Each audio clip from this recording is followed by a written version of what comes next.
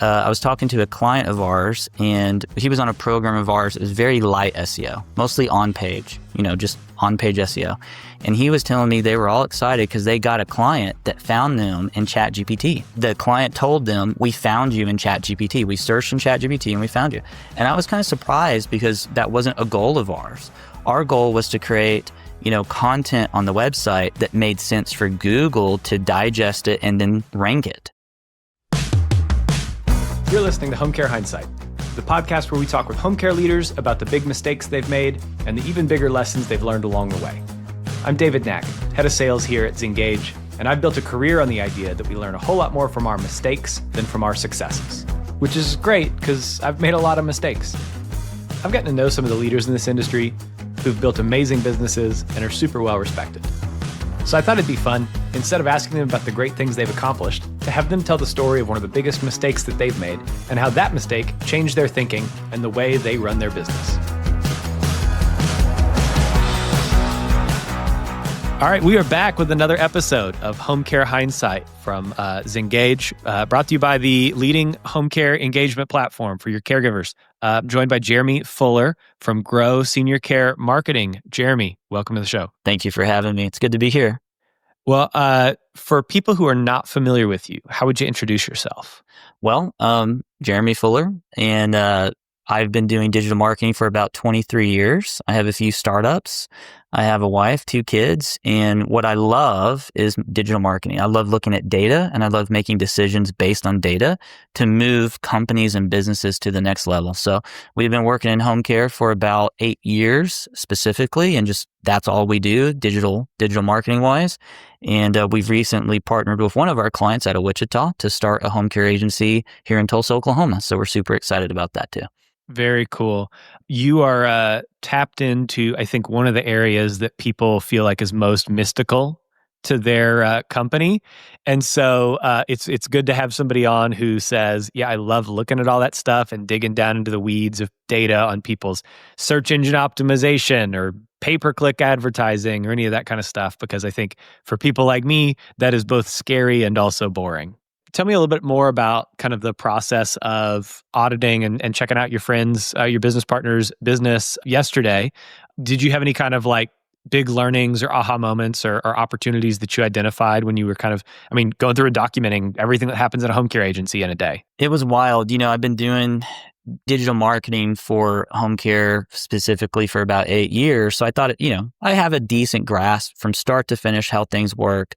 I talk with home care, about 2 to 3 home care agencies a day. I know you do a lot of conversations and there's different things that come up, but being there, I was able to sit down, and there's 2 reasons why I was out there at my business partner's location. Was one, we're opening up our location over here in Tulsa. So what part of our side are we going to do here? Boots on the ground. His team's going to take care of all the care management, scheduling, billing, some of like the back end office stuff over there, because it makes sense. That's what they're good at. I'm going to do what I'm good at, marketing, right? Digital marketing. And then my wife's going to do some in-person marketing, the face-to-face stuff. So sitting down, I did learn some things that I thought I knew, but I was like, oh, this is a lot more involved. And one of those things is compliance. Dear Lord. Woo! There's a lot of steps on that. And so the second goal was, I have a technology background, going to visit him. What are they doing that maybe technology could come and make something faster to free up their team members' time to actually do something more higher value? So, going off the book of Buy Back Your Time, right? From Dan Martell. It's a great book. I love that book. Doing an audit of what you're doing as an owner, but what is your team doing? Can they, move into strategy roles, right? Stuff like that. So I think that was super impactful too, just to sit down and say, hey, where can automation play a part? Where does too much automation won't make sense. So I found some things. I can pull up my notes if you want.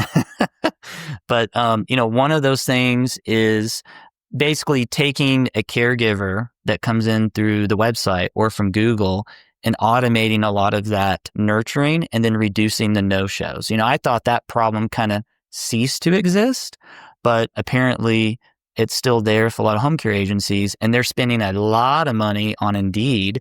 And I was kind of surprised by that. And so they weren't utilizing some of the free tactics so they can drop Indeed. Another thing is their team was sending people back to Indeed. So they would call on the phone from the website and say, hey, I'm looking for a job. And they didn't have a standardized SOP because there's different people that will answer the phone. And sometimes these home care agencies, not the same person every time. And so there wasn't like a standardized process that, hey, somebody's calling and they're a caregiver looking for a job on the phone. Well, take that caregiver that called on the phone and book them for a job interview right there. Instead, what they were doing, they were saying, hey, can you go to Indeed and fill out an application? Well, now they might be paying again because they paid for SEO, they paid for Google Ads to get that caregiver. They might be paying again on Indeed for them to fill out an app. And that is if the caregiver can figure out where to go, right? So at the end of the day, that was kind of eye-opening, is that at one point, we trained them. They were sending people and booking them right there on the phone call. And then they started drifting from SOP, because different team members come in, they start kind of doing their own thing. So that was very eye-opening too. I want to do this next part of the show, which is where I ask, what kind of person are you? And you were telling me about something that you've made a part of your business that's really meaningful to you and that's kind of unique. And so talk a little bit about that. Sure. Yeah. So, I'm a believer. I love God. I don't throw it in anybody's face or anything or make them, somebody's uncomfortable. But whenever somebody does like an ultimate home care marketing session where we, audit their digital ads, their SEO positions, at the end, I like to make an opportunity, because I know I'm called to the ministry sometime in the future. I don't know what I'll do, pastor, whatever, I don't know. But I do ask them if they need prayer. And some people say, no, that's cool. That's fine. That's, not a big deal. But a lot of people say absolutely. And sometimes people will start crying, or that prayer really touched me. And then some other people will just have a huge smile on their face after, and they'll say, I needed that prayer, So for me, that really brings more to the story of what we do as a company, where we help people grow their business. It makes me feel more purposeful in what I do. Well, that's great. I brought you on the show. You've been doing digital marketing in home care for 8 years. You've had a lot of success. You've helped a lot of clients grow their business. We're not going to talk about any of that. Instead, I bring people on this show to ask them about the big mistake that they've made in their career and how that changed the way that they think about their business. So, Jeremy, what's your big mistake? Okay. I feel like I've made a lot of mistakes, right? But one mistake is, I was working with a home care client, and there's automation. You can do stuff with like automation, like, okay, a caregiver clicks this or doesn't open an email or doesn't respond after a certain duration of time to a text message. Now do this, right? Or if this, then that. All kinds of different automations, right? Or let's say they uploaded their driver's license, and so now the next step happens where we ask them for their insurance or whatever, right? I think over automating was probably a mistake, just knowing that there's some things that human beings are faster or better at. I think the problem with over automating is it is one mistake that you've made that compounds like infinitely. And so I think I'd be curious to know what your kind of approach is, because you're somebody who sees the value of automation as much as we can do to prevent people from doing robotic tasks and free them up to do the like person-to-person stuff that people got into home care for in the first place, but also that humans are uniquely good at. What's your kind of playbook for how to automate the stuff that should be automated without waking up and realizing that you've built like this crazy spaghetti net web of automations that are all interconnected and you're miserable? Yeah, that's a great question. And, that might be different for every home care agency, because that's another thing, is they all kind of work a little bit differently. But Zengage, I think, does it very well, where these are the basics. These are the things that need to happen. So same thing with like other aspects of the business that can get kind of hairy with a lot of people doing things. Well, you can free them up to do it, right? Some of those things that need to happen is there needs to be a really good automated follow-up process for prospects and caregivers. So when they call, you don't want to put you don't want to put them in a spreadsheet, okay? And just got back and did this audit. And I hear that all the time from other agencies. And it's so easy to fall into the trap of putting something into a spreadsheet. So having just a simple process, doesn't have to be super complicated, from lead comes in, whether it's a referral or coming from the website, they go into you could have different sources. Let's say it's caregivers. You got Indeed, you got maybe LinkedIn, you got, maybe some Facebook groups or whatever, but they should all come into one pipeline and then have some nurturing text messaging, maybe some email, and then something that somebody in the office can that's one place that I go. I got all these different sources, but it's here. And truthfully, spreadsheets they're not great at that. They can do it, but you're going to get way more value if you connect it to nurturing and stuff like that. Yep. Makes a ton of sense. And so let's move to where we talk about something that is underrated. The industry typically overlooks it. It's maybe a little bit boring. It's maybe a little bit tedious, but you think it's actually really important. I would say Google reviews. I do a lot of audits looking at their SEO, home care agencies, and I see this time after time after time. They're typically not hitting above 40 reviews, and also they're just not. So if you go to the range of like 100 or 170, it's going to be harder for other agencies to catch up, and they're likely to give up, around the 40 mark. So it's going to make you stand out, and it's going to pay dividends for you if you can work on your Google reviews, just getting more good Google reviews. You talk a lot about SEO, and I think everybody is familiar with like what that word is, and they've heard it before. But I think it's this really complex algorithm that's constantly changing. But can you kind of speak to like if somebody's like, I've heard of SEO, and at this point I'm afraid to ask what it is because I've heard it so many times. Like, what's the 30-second download on what SEO is and why people should care about it? SEO, search engine optimization, and essentially what it is, it's a process of taking your Google business listing or not your Google business listing. Let's say it's organic outside the map pack. So, you have to understand where you're going to show up on Google. So you've got your map listings 1, 2, 3, and then you can click on view more and it'll show more map listings. And then underneath that, you have your organic. So SEO is basically the process. Let's say you're on the map listings and you're showing up at position 12. You're not on the front page for your main keyword. So it's the process of taking actions or certain steps to send the right signals to Google for them to consider you to rank higher. So some of that could be getting more Google reviews. That's a percentage and it carries a certain weight in Google's eyes. Is it the only thing? No. If that was your only strategy for SEO, it can move the needle a little bit, but it's not going to move you from 12 to, number 1 or 2 on Google. It might move you from 12 to 11 or 10, but it's not going to get you to the front page. So things like that's movements, actions, that is search engine optimization. What's not SEO is tracking where you rank on Google. There's a lot of people that say that's SEO. Tracking your positions, where you rank on Google, is just rank tracking. That is not SEO, and it's a huge, it's in my opinion, it's fraud. Telling people, I'm doing SEO for you. Well, what are you doing? Well, here's where you rank. Well, that's just rank tracking. Yeah. Yeah. So this is the steps that people can actually take to impact where they show up when someone Googles home care near me. Yeah. In-home care, caregiver near me, whatever, that you are increasing your likelihood that you're showing up 1, 2, or 3 in that instead of, 16 or 17 where you're on the second page of Google where functionally you don't exist. Right. Yep.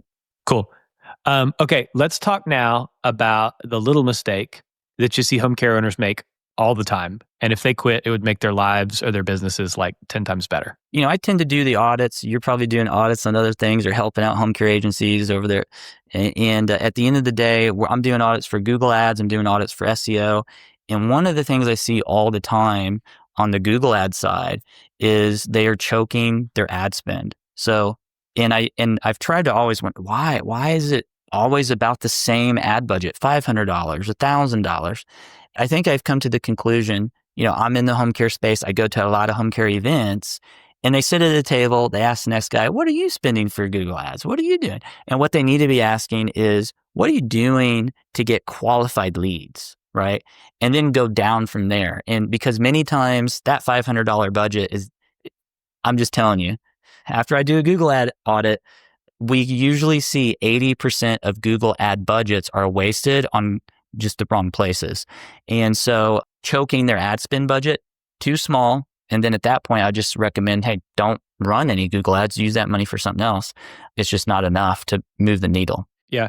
And so when you talk about, just playing that back, right? Someone's spending $500 a month on Google. It sounds like your opinion is in general, that might be good for testing, but once you figure out what works, you need to really ratchet up the amount that you're spending because it's delivering a return.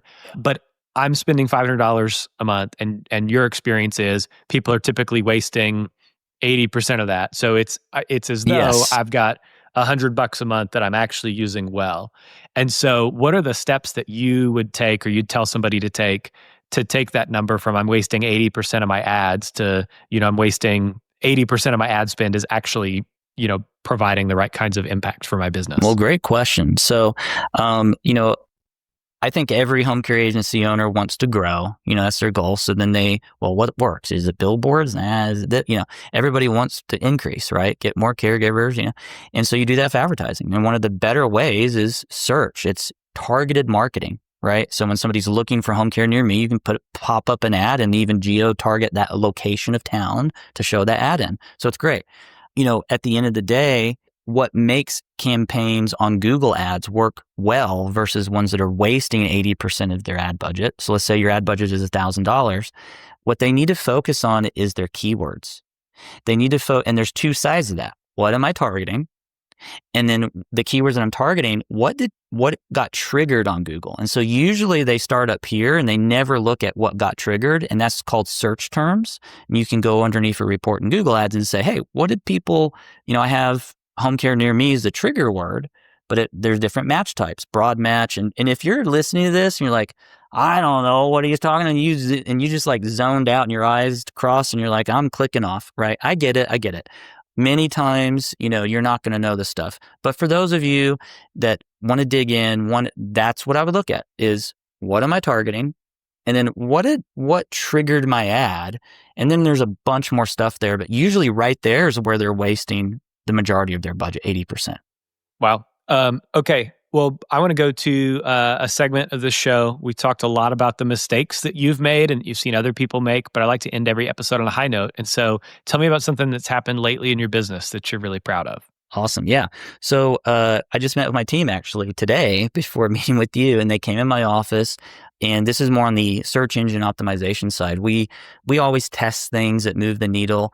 And in Google's eyes, it's like picking up loose change when you're doing SEO. So probably, and a lot of you listening probably know, oh, well, if I put some keywords on my website or if I put the right title, I might rank a little bit better, right? So everything carries a little bit different weight. Well, we found something that consistently gets rankings, and it's about, let's say if you're picking up this change, it's like 25 cents, 35 cents, but it's good enough. It's like, dang, because most things that you do in the SEO world, it's like 5 cents here, 10 cents there, and you're trying to add that up to get movement. So this was like a big chunk. It's not the biggest chunk, but it's a good chunk. We're like, man, we're excited about that. So we've got that going, and we're going to implement that for our clients to see some big jumps or, decent jumps in SEO rankings. I'm not making so much money in my life that I wouldn't pick up a quarter if I saw it there. Right? I could pass by like some pennies or something. It's not really worth it, but finding a quarter seems like it's still worth picking up. Right. So, hey, I wanted to ask you about something. We didn't talk about this at all, but we've got a couple extra minutes here. There's a lot of, I think, questions when I talk to home care agencies about the ways that AI is going to impact this industry. Where you sit in the digital marketing world of SEO and pay-per-click and all the different kinds of ways people can show up online, how are you seeing AI impacting kind of that technology infrastructure as a whole? And then are you seeing any impacts on home care today or in the near future? Great question. So I don't know how it's a loaded question, because as you might know, let's see what happens. There is a lot happening on AI every day. If you're following AI news, you can just see this happened, that, right? So one thing that's impacting home care agencies right now is I was talking to a client of ours, and he was on a program of ours. It was very light SEO, mostly on page, just on-page SEO. And he was telling me they were all excited because they got a client that found them in ChatGPT. The client told them, we found you in ChatGPT. We searched in ChatGPT and we found you. And I was kind of surprised because that wasn't a goal of ours. Our goal was to create, content on the website that made sense for Google to digest it and then rank it, right, for search terms. Well, ChatGPT has a similar algorithm, apparently, caught the website and by the way, we launched the website and this happened like 4 weeks, 3 weeks later where that happened. So it was pretty fast. Now, does that happening every day? I don't have data to back that. I'm just, this is from a conversation. I think it's going to more and more going to happen because I don't know about you, but I'm using AI more and more to ask questions that are a little bit more sophisticated than a search so that I don't have to go to each website and form an opinion. I can have AI do that. So, I think that's already impacting home care is clients and, in the future, more caregivers, replacing Google search more and more. Basically. Are we there yet? Totally no, but it's starting to uptick. I would say it's like the early days of Google, right? Yeah. Well, and I think like for anybody listening to this who's like, I cannot imagine myself going into ChatGPT and asking it to help me with research on a topic like that and like give me the links and I'll click the links and all that. But one of the things that I think is going to push people to do this more and more is every single search engine in Google is like this, provides the AI overview. And candidly, I think that that's a really like low quality version of this kind of like AI generated content. I think actually if you use like a version of ChatGPT that's able to access the internet, you can actually get a much higher quality kind of summary and explanation. You can dialogue back and forth with it. And you can ask follow-up questions of the thing. And so I've definitely seen that. As soon as you said that, I was like, oh yeah, of course that's a way that AI is impacting this world, is because people are sharing on parts of Twitter that I'm on the like screenshots of like their referral links of like this link source is OpenAI or ChatGPT or however that extension exists. So that's big. Yeah. Anything else that's top of mind as it relates to how AI is impacting this industry? Yeah. Another thing I would say is, compliance. I just came back from my business partner. Depending on if you're in home health or if you're in home care, there's still some aspects to home care that you don't want to be giving out medical advice, right? So one thing that we shifted is, we utilize AI for content, but we also gauge it. What's the percent? So we have like a content rater that will look and it looks, is this AI? Is it not? Because Google, I don't think Google's going to do this because it would be like saying, well, our own Google product isn't good, but I would say don't forget your why you got in home care, because if you're just regurgitating AI content for social media, for your website, for Google Business Post, whatever, it's going to be just like everybody else. And if Google does slap the hammer, and they've been known to randomly slap hammers and you're hunky dory getting calls, and then the next thing you know, you're like, why isn't my phone ringing? Right? Well, you might have got slapped, right? So from Google. So I would be careful on just relying too heavily on like AI generated content that you're not proofing. Maybe your in-house team is doing it. Make sure you have a process or something in place that either gets checked by you or somebody that has a license. If you are, if you do have to put out medical content, which we don't put out medical content or advice, because there's legal things that can put you at risk, right? And another thing that puts you at risk, just you don't want to tell people that, you prevent falls. You want to say fall assistance. You tell them on your website, fall prevention, well, what if they do fall? You're going to get sued. So stuff like that, but a lot of people didn't even think about that. But what if AI puts that out there and you're not checking your content and then somebody falls? Yeah.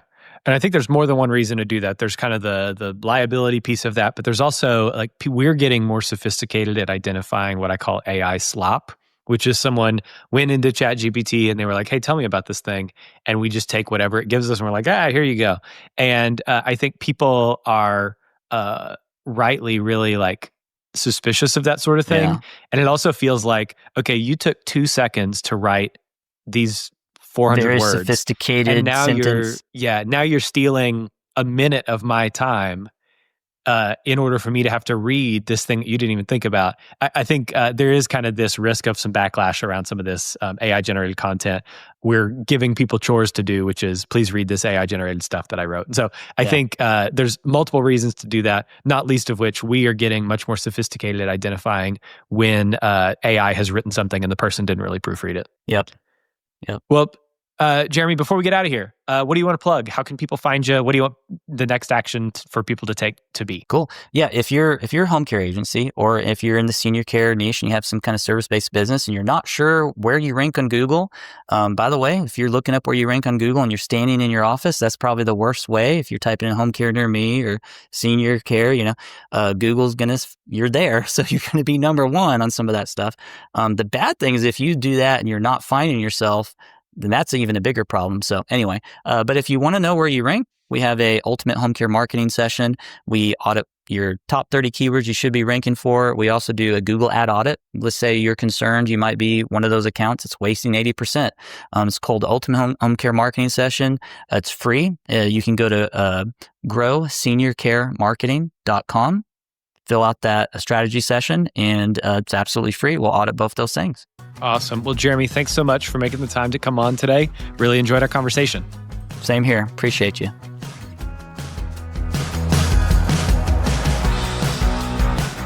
On behalf of the team here at Zengage, thanks for listening to the show. We'll be back next week with another episode, so be sure to subscribe wherever you listen to podcasts on Spotify or Apple or YouTube. Leave us a rating while you're there. It helps other people find the show. If you have comments on the show, drop me a line, david@zengage.com. Would love to hear from you, chat with you there.